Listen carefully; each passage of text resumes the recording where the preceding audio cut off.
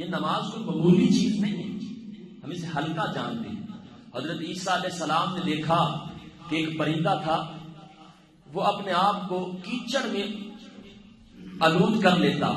اپنے اوپر اس کے کیچڑ، اس کے پروں پر کیچڑ لگ جاتا، جلدی سے اڑتا اور سمندر میں جا کر وہ بیٹھتا اور صاف ہو کر پھر کیچڑ میں آ جاتا۔ اس طرح اس نے 5 مرتبہ کیا۔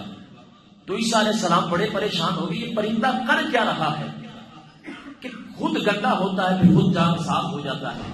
ابھی سوچ رہے تو عیسیٰ علیہ السلام کے پاس جبریل امین آ گئے اور آ کر عرض کیا، اللہ کے نبی، یہ حال آخری نبی محمد مصطفیٰ صلی اللہ علیہ وسلم کی امت کا ہوگا کہ وہ گناہوں کی زندگی سے لت پت ہو کر آئیں گے، جب مسجد میں آئیں گے اس پرندے کی طرح صاف ہو جائیں گے۔ گویا اس بات سے یہ پتا چلا کہ نماز پڑھنے کی توفیق ہی اسے ملا کرتی ہے جسے اللہ پسند کر لیتا ہے۔ حضرت شرعی سکتی رحمت اللہ علیہ کا ایک واقعہ ہے کہ حضرت شرعی سکتی رحمت اللہ علیہ فرماتے ہیں، اس دور میں نا جس طرح آج بکریاں بیچی جاتی ہیں، گائے بیچی جاتی ہیں، اس دور میں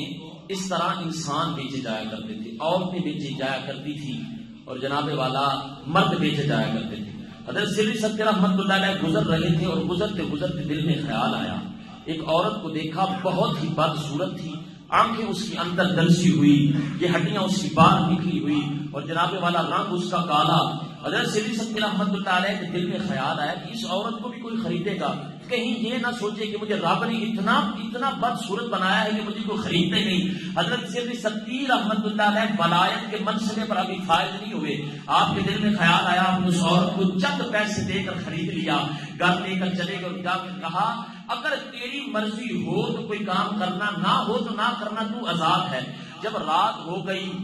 تو حضرت شرعی سکتی رحمت اللہ علیہ کیا دیکھتے ہیں کہ وہ عورت اٹھ کر اس نے وضو کیا، وضو کر کے مصلی بچھا دیا، پچھلی راتی رحمت رب دی کرے بلند آوازاں، بخشش منگن والے کارن کھلا رحمت دا دروازہ، رات پوے تے بے دردان نیند پیاری آوے،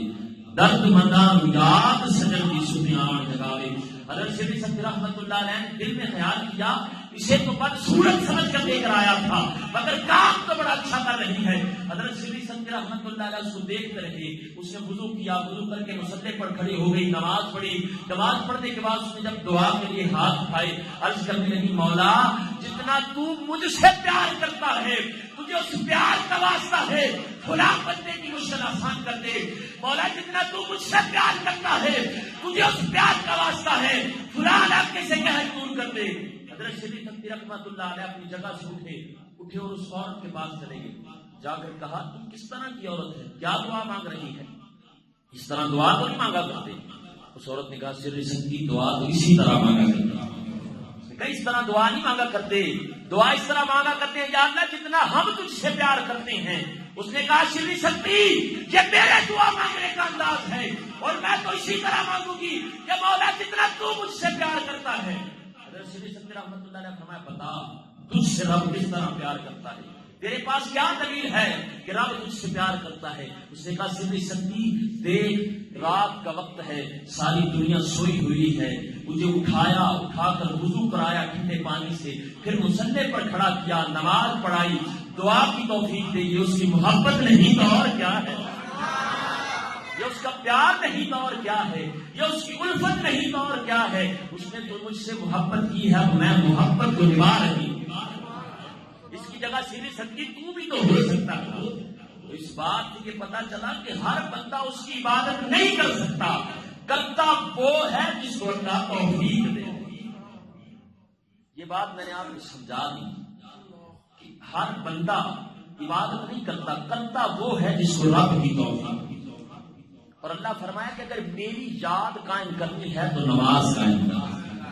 کوئی بندہ مجھے کہتا ہے، قاری صاحب مجھے آپ یاد آتی، میں مجھے کہتا ہوں، یار جب میری یاد آ جائے تو یہ میری انگوٹھی لے جا، اسے دیکھ لیا کر۔ اللہ نے اپنے محبوب کے ہاتھ معراج والے دن تحفہ بھیجا، فرمایا ہے میرے بندے جب تجھے میری یاد آ جائے تو نماز پڑھ لیا۔